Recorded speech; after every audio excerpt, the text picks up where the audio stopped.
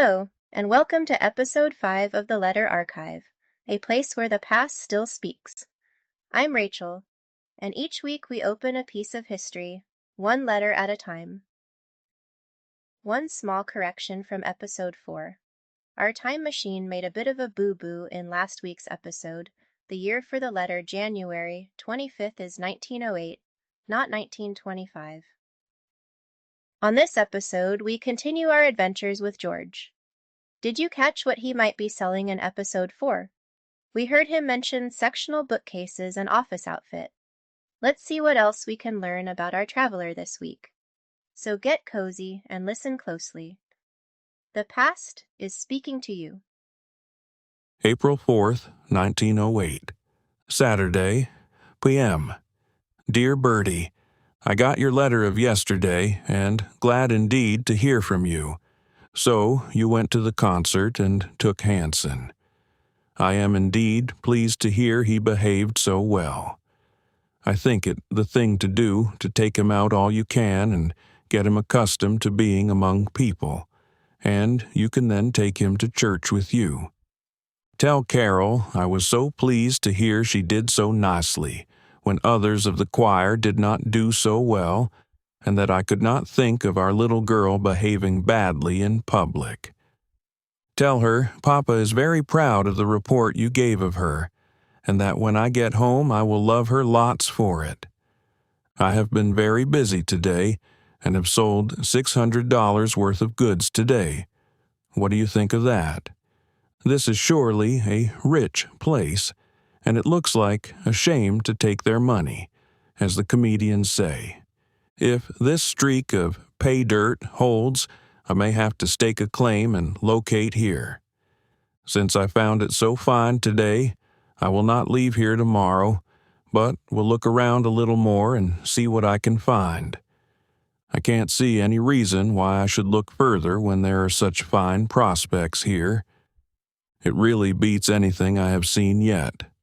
Best place I have ever struck to sell my line. I took an order today where the purchaser never even asked me for prices, and I sold him a bill of $128. Really, he did not so much as ask me what the outfit would amount to.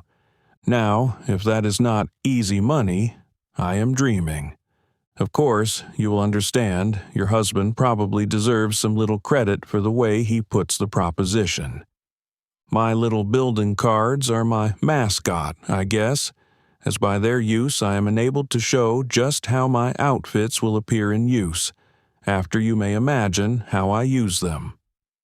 My orders, down to date at Butte, are over $1,400, and to think I dreaded this above any point I had on this trip.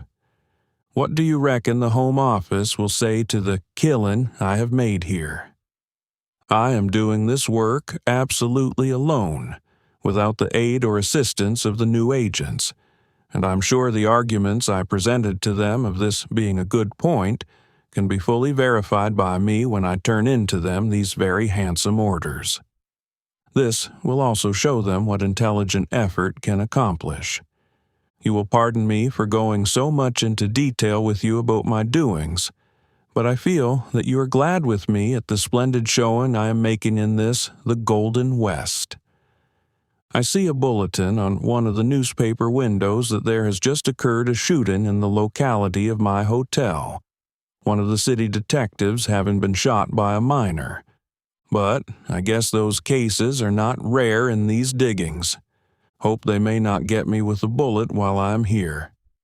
I am feeling well as usual, and hope I may continue to hear that you and the little ones keep well and happy. Glad you heard from Helen Reagan, and to hear Carrie is better. Quite a joke on the baggage man, looking for Mrs. G.A. Fair's trunk. Can imagine how he must have warmed up when he arrived. Now, with my very best love to you, with lots of hugs and kisses for you and the little ones, I am lovingly your husband, George. Sunday, April 5th, 1908. Dear Bertie, I got your card of yesterday, and am much obliged for your well wishes. Also, received the package you sent. I have spent the day about, as I usually do when I am alone. Some reading, some writing, and some snoozing. Yesterday and today I have been troubled with a kink in my back, and tonight I will put a plaster on it and see what it will do for me. I hardly just know when I will get away from here, as I have a good many people to see, if I see my entire list. So it's barely possible I will be here tomorrow and Tuesday before going to Anaconda. I have nothing of unusual interest to tell you tonight, and will make this letter a little shorter than usual, and put the plaster on that kink in my back. Aside from this kink, I am perfectly well. I hope this will find you and the little ones well and very happy. Today, I read in last issue of Saturday Evening Post an interesting article on children's mouth breathing, and I would like you to read it. It occurred to me that it described Carol's defective breathing pretty well. With my best love to you, a Sunday good night, and lots of hugs and kisses for you and Carol and Hanson. I am fondly your husband, George. Before we get back to the letters, I want to thank today's sponsor, Quantum Energy Squares. Rachel, are those the little squares you're always carrying around? They are. And honestly, they've become my secret weapon for getting through long recording sessions. What makes them different from just drinking coffee? Each Quantum Energy Square has 100 milligrams of organic caffeine, about the same as an 8-ounce cup of coffee. But it also has protein, healthy fats, and complex carbs. So instead of a quick jolt and a crash, you get steady energy that lasts. So it's like an energy drink and a snack had a baby? That's actually a pretty good way to describe it. I'm surprisingly good at this advertising thing. They also come in some great flavors. My favorites are peanut butter dark chocolate and cafe mocha almond chip. But they also have chocolate chip cookie dough and variety packs if you're not sure where to start. So what's the deal for the listeners? If you'd like to try Quantum Energy Squares, visit quantumsquares.com and use promo code LETTERS to save 25% off your order. That's a pretty good discount. It is. And full disclosure, I do earn a commission when you use my code. So if you decide to purchase, you're not only getting a discount, you're also helping support me and the Letter Archive, which allows me to keep bringing these historical letters and stories to the podcast. So listeners get energy, you get support, and we get to keep reading old letters? That's the arrangement. Sounds fair to me. Again, that's quantumsquares.com, promo code LETTERS for 25% off. And now let's get back to the past. Monday, April 6th, 1908. Dear Bertie, I've been stirring around this afternoon, but kept my bed late this morning on account of that kink in my back I wrote you of yesterday. Last night I plastered my back, and to my great relief found it did good service, and I am still wearing it, and will do so until I am better. Yesterday I had considerable difficulty to straighten up, and when I tried to do so with great discomfort. I think I will be all right very shortly, if the improvement of the last 24 hours continues. I did quite well this afternoon, selling about $50 worth of stuff. I am certainly gratified at the nice result of my visit to Butte. I will likely leave here Wednesday for Anaconda, and would suggest you address your next letter there, care of General Delivery. I would first say here that if you should ever find it necessary to telegraph me, to address your telegram to the town at which you wish to locate me, care of General Delivery, unless you know first what hotel I may be found at. Probably in this way you would get me quicker than the usual address to the firm. Tonight I heard another North Pole lecture, given by Captain Amundsen, a Norwegian, who 3 years ago made the Northwest Passage by open sea. I found it quite interesting, as the lecture was illustrated by photographs. I am feeling quite well, aside from the backache, and hope to be in normal condition quite soon. I hope this will find you and the little ones all in fine shape and enjoying yourselves. With my best love to you and lots of hugs and kisses for yourself and the babies, and a sweet good night, I am lovingly your husband, George. April 7th, 1908. My dear Bertie, today has been a very bright, sunshiny day, and I was out at 9 o'clock a.m. to keep an appointment, and from that time until 8 p.m. I was busy as a bee. My early morning engagement resulted in a sale of about $85, and having begun the day right, kept the good work up all day, and during the day sold over $400 worth more of goods. Yesterday, I had a good day, and the 2 days' sales were about $500, in addition to what I reported in my letter of Saturday. Well, now isn't that just the best ever? I had intended leaving Butte tomorrow for Anaconda, but the way business has been coming my way, I can hardly get consent of my mind to leave the scene of such a victory. So, if you should get another letter from me here, you may know I have tarried for good reason. You will notice from my route list that I am now a day behind on my dating, and today I should have been at Cheyenne, Wyoming, when my trip would have been about half over. But I had not expected any such splendid results as I found everywhere I have been, so I know we should both not feel bad on account of the delay. This looks as though I would have a very prolonged stay this trip, and be away much longer than I had anticipated. Oh, how much I am missing you, and if I could just spend the evenings at home, I would be in high clover. Butte is a splendid town, and there appears to be plenty of money here. I certainly can see where I've made a great mistake in not coming to this Golden West years ago, and had I done so, and have expended the energy here that I did in West Virginia, I most certainly could have made a nice bunch of money.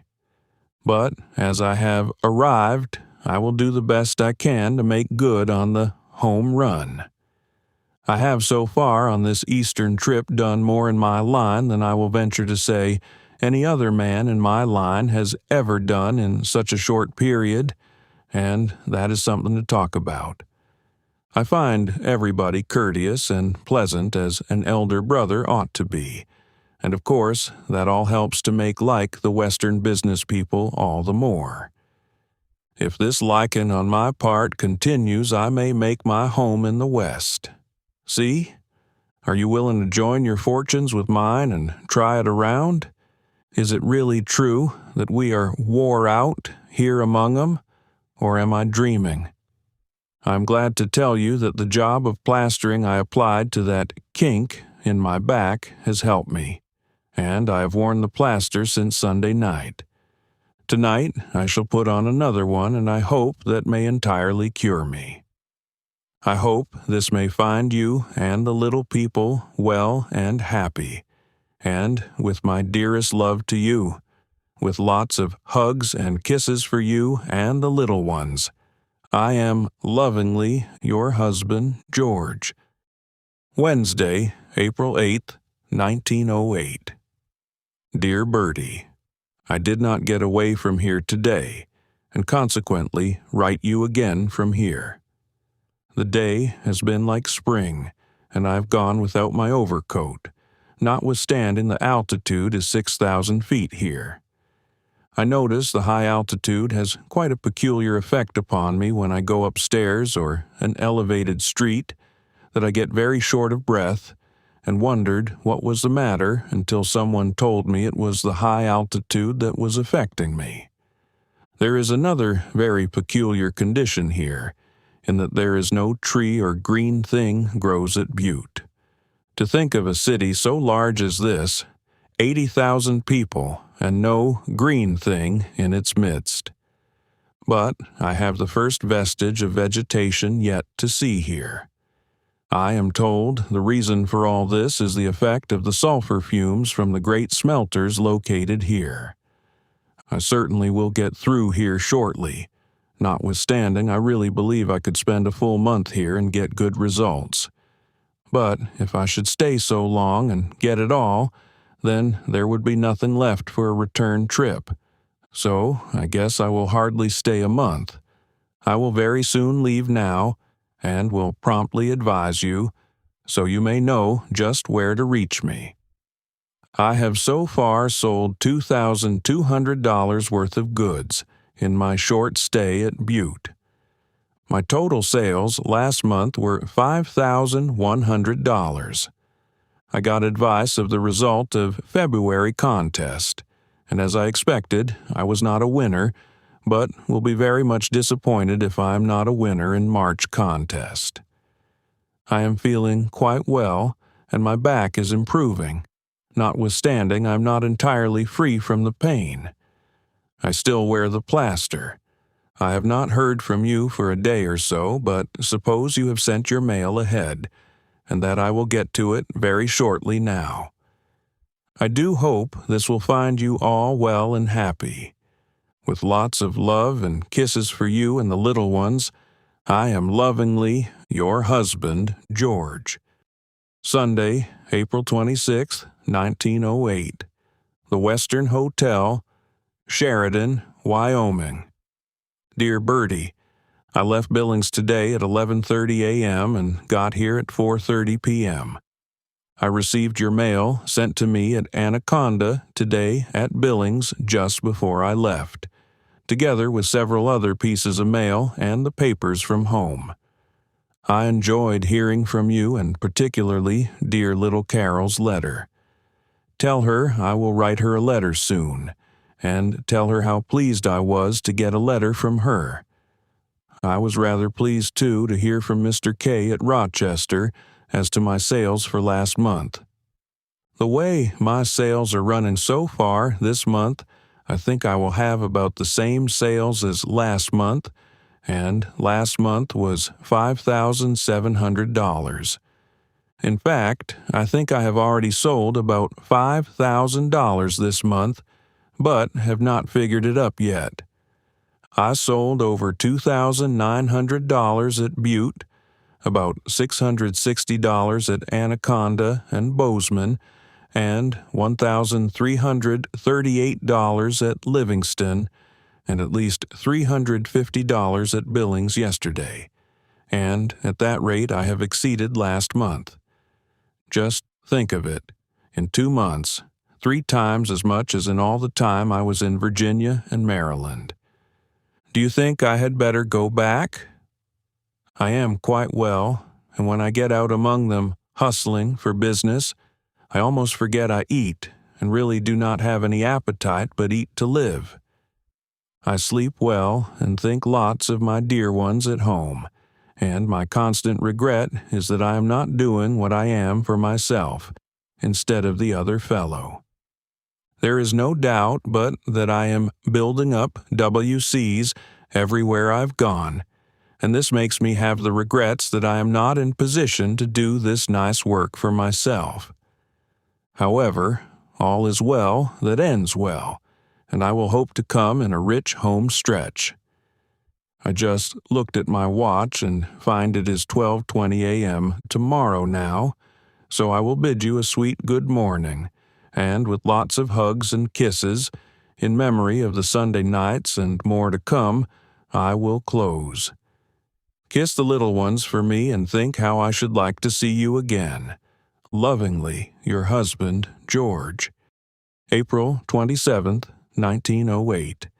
Dear Bertie, I had a nice nap after writing you my letter this a.m. at 12:20, and after spending the forenoon writing up my business, I found the following results for last week's work. Bozeman, $616. Livingston, $1,338. Billings, $454. Total, $2,408 for last week. Now what do you think of that? I reckon that is going some, don't you? I will not get skunked at Sheridan either, as I landed over $100 order today and hope to do as well tomorrow, but won't feel too badly if I should not get it. This order was sold today to one of the largest dry goods stores in the city, who are just completing a new building and will occupy it soon. So I wish just in time to get ready for the new room, you know. I do hope this pay streak may continue, as my prospecting has certainly been successful so far, as I have booked over $10,000 worth of business since March 1st, and I reckon not many of the force are beating that. I never felt better in my life, and the Wyoming atmosphere, while quite breezy, does not disagree with me in the least. Sheridan is noted for its wind, and I am informed the way they distinguish a tenderfoot from an old ranger here is the way the two classes chase their hats. The tenderfoot is always on the run trying to catch his hat, while the old ranger just stands bareheaded and, instead of running after his old hat, stands still for a few minutes and picks up the other fellow's hat, which is always rolling along the streets. But I guess I am well ballasted and won't blow away, and if I do, will probably alight somewhere, as there is no scarcity of room in this section. I will probably leave here tomorrow for Deadwood, South Dakota, my next stop, and will write you from there. I will then go to Lead, South Dakota, and from there to Cheyenne, Wyoming, and will likely be there 3 days. I will give you my future dates from there. I hope this will find you all well and very happy, and the beautiful spring weather will bring you better health. With my best love to you and the little ones, with lots of hugs and kisses, lovingly yours, George. April 28, 1908. Dear Bertie, I did not get away from here as I expected to this p.m., as just before train time I treed a coon in the shape of a man who wanted my agency. So I stayed over to close up with him. We'll probably sell him $400 or $450 worth of goods, and tonight have just finished selling a dealer $118 worth, and had sold before I saw the man who wanted the agency, to consumers about $160. So it looks like I will go out of here with about $700 sales. Now, wouldn't we celebrate if I were home? I am working very hard, but am enjoying it all.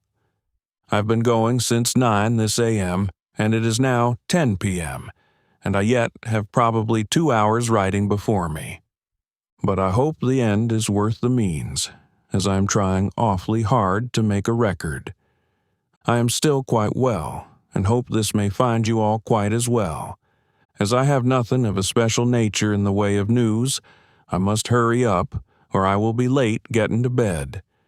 So, with my dearest love to you and the little ones, and lots of hugs and kisses, I am lovingly your husband, George.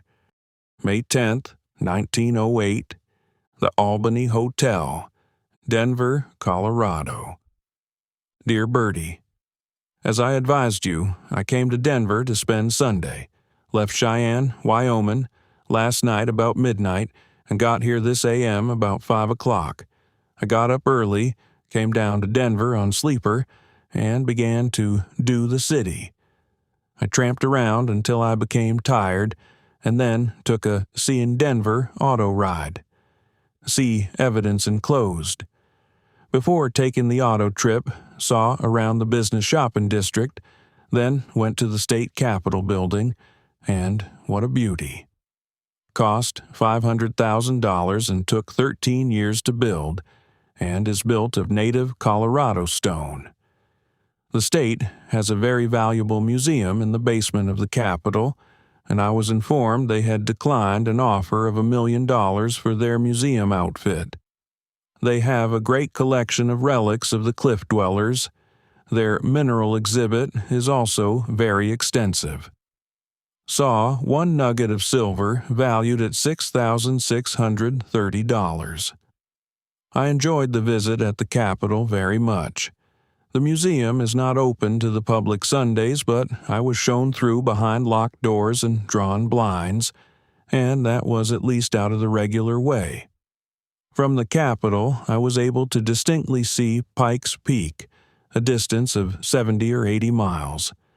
There are a number of high mountain peaks visible from Denver, and I was told there was visible a range of mountains covering a distance of 500 miles along the horizon, so you can possibly imagine the grandeur of the unusual view.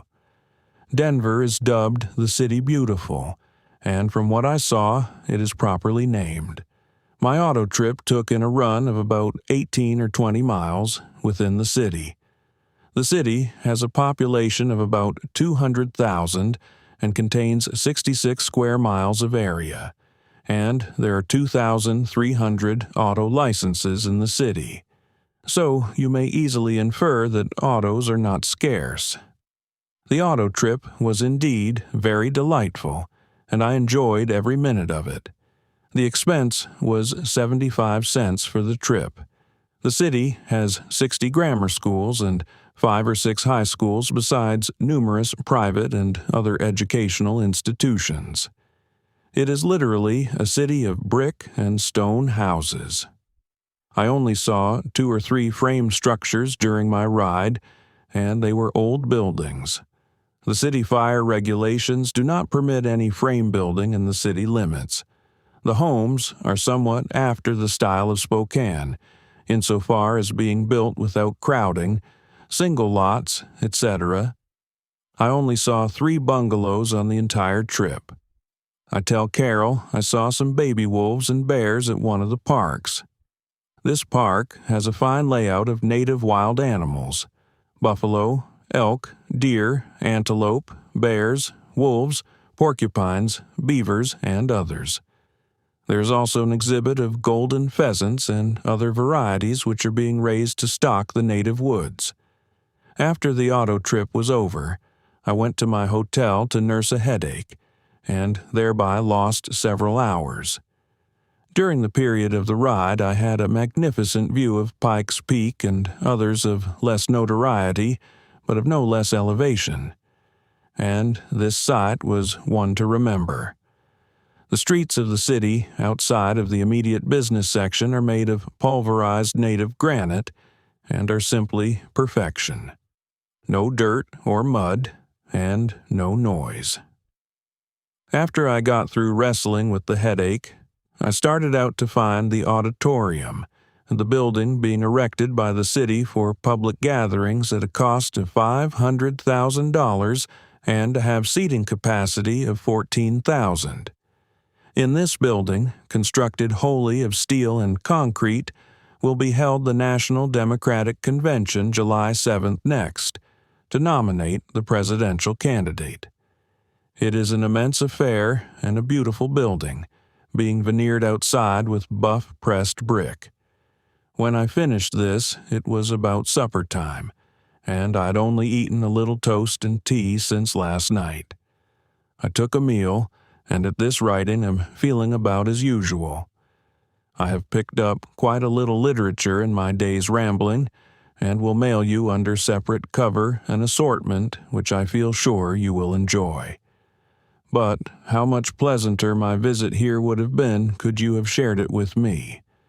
But probably there is in prospect for you and me a very pleasant trip next season at Seattle. So we won't get down because we can't see the entire Golden West together.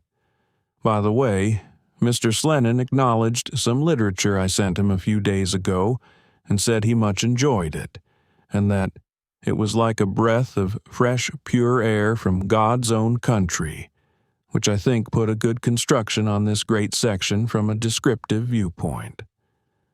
I feel I have spent the day to advantage, and shall long remember my first trip to the metropolis of the East. I may spend tomorrow here, as I lost part of today, and be at Laramie, Wyoming, on Tuesday, May 12th, for a couple of days, as I advised you. With my dearest love to you and lots of hugs and kisses for you and the dear little people, I am, with a sweet recollection of other Sunday nights, in the sweet, long ago, lovingly, your husband, George. P.S. How different this date from our May 10th, 1894. We will have to celebrate the date when I see your dear face again. How I should love to be at home tonight to talk over again the old days. May 16th, 1908. Commercial Hotel. Mrs. Akiro, proprietress, Rock Springs, Wyoming. Dear Bertie, I left Rawlins this a.m. at 8:30 and got here at 12:30 p.m. after a long, uneventful ride of 120 miles over prairie, sagebrush, and rocks. This is a coal mining and railroad town, and from its outlook I do not expect much from it. I will be here Monday, and will leave sometime Tuesday for Pocatello, Idaho, and I'm not sorry to get out of Wyoming, as it is not a very attractive country, and I think if I had to stay here a great while that I would get the Jim Jams. I am stuck on Washington so far as I have seen this interior country, and next to it is northern Idaho and Montana. I am homesick, I guess, and really feeling that I am away from you so long. I hope that there may be some lucky turn of the wheel that will place me in a position that I can be at home. There is no place like it for me. This evening, in company with two other men, one from NY City and the other from Chicago, we visited one of the leading gambling joints here, this being one of the wildest towns of the Wild West. There was all kinds of gambling going on and all kinds of people engaged. This has been payday at the coal mines, and money seemed quite plentiful. It all seemed like a bad dream to me, and I would have no desire to repeat the visit. It is all so depraved, and there is too much of the other side to it to suit me. This feature of the West is the part that does not appeal to me. But in many towns they are closing up these dives, and in a few weeks this town will be closed. I have seen nothing of interest today, aside from the saloons. But I have thought a great many times of you, and that is always out of the ordinary for me, and my most pleasant reflections are always of you and my dear ones at home. I'm looking forward with a great deal of pleasure to my next homecoming, and I'm hoping you may all be in good shape and happy when I get back to you. Now, my dear, I will close and go to bed, hoping I may have pleasant dreams of you and our dear little ones. With lots of hugs and kisses for you and them, with my dearest love, I am lovingly yours, George. Sunday evening, May 17th, 1908. My dear Bertie, today has been another long, lonesome Sunday. This a.m. I went to church, M.E., and heard a fair sermon. This afternoon I have spent writing. This is a rocky town. There are 42 saloons, and I do not know how many gambling dens. It is about the toughest joint I have yet struck. I was told today there were 40 different languages spoken here, so you can imagine what a motley population there is. I do not expect any business here since I have found it to be strictly a mining town. How much I should have liked to have spent Sunday at home today. But I guess this great pleasure will not be mine for some time yet. I get home on my list for this trip: Pocatello, Boise, Payette, Weiser, Idaho, and Baker City, and Pendleton, Oregon, then Walla Walla, and then home, sweet home. Oh, how much pleased I should be if I could think that this homecomin' was for good, and that I should not have to leave you any more. I will likely leave here Tuesday for Pocatello, Idaho, where I will likely be 2 or 3 days, and at Boise I will likely spend the same length of time. At this rate, it will possibly be 3 weeks yet before I will see your dear face again. Oh, how I hope you may be quite well of your rheumatism and other ailments when I get back, and that all will be lovely, and the goose hanging high.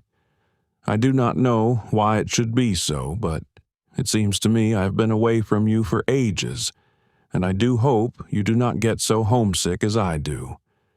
I have seen much desolate country this trip, and it may be that these conditions have partly been the cause of my loneliness.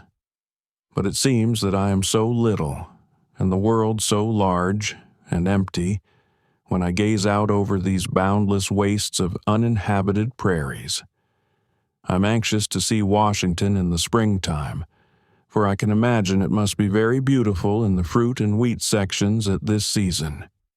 I got a very dear little letter from Carol at Rawlins, Wyoming, that she had addressed to me at Cheyenne, and it was indeed a nice letter, well formed and nicely written. I am replying to it tonight and addressing it to her. I know how proud she will be to know she can correspond with Papa.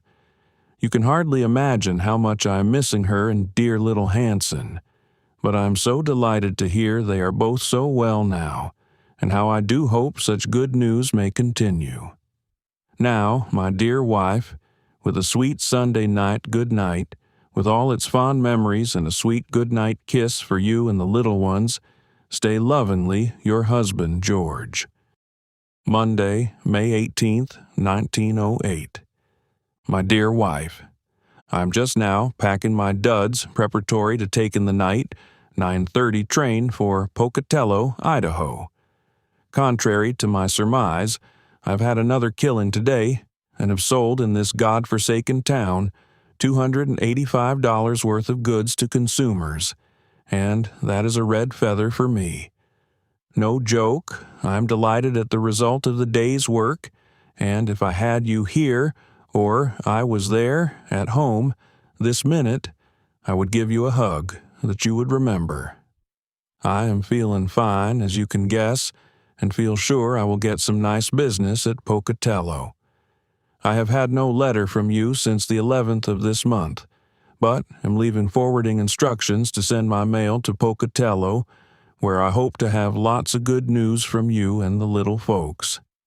It now seems that I am getting nearer home, and oh, how anxious I am to see my dear ones. I met a gentleman here today and yesterday, from South Dakota City, who knows J.M. Vetz, an old Brickhammon friend of mine. Isn't it queer how I am meeting people who know people I know? I will have lots to tell you when I get home, and have many little sweet nothings for your alone, that I will whisper to you when I see you once again. Now, my dear, I must hustle for the next train, which will bring me 10 hours nearer home and dear ones, and in miles probably 300 nearer. So, with a sweet good night, and best wishes for your welfare, with lots of hugs and kisses, I am lovingly your husband, George. The Bannock, Pocatello, Idaho, May 19th, 1908. My dear Bertie, I got here this morning about 6:30 from Rock Springs, Wyoming, after a restless night's ride, and today have been nursing a dull neuralgia. Did not attempt to do any business. Tonight, I am feeling about normal and will hustle tomorrow. I went to P.O. the first thing and got the mail you addressed to me here, including your letters of the 13th and 15th. How surprised and sorry I was to hear of our little baby boy's illness, but from what you told me, I am not alarmed, as I feel sure you will let him have your undivided attention and not allow him to get cold, and if such is the case, having the measles so young will be the best thing for him. Of course, you have no idea how he got them, but it is sufficient to know he got them somehow. I enjoyed your letters so much after the long wait between the last one. You mentioned how long it had been since I left on this trip.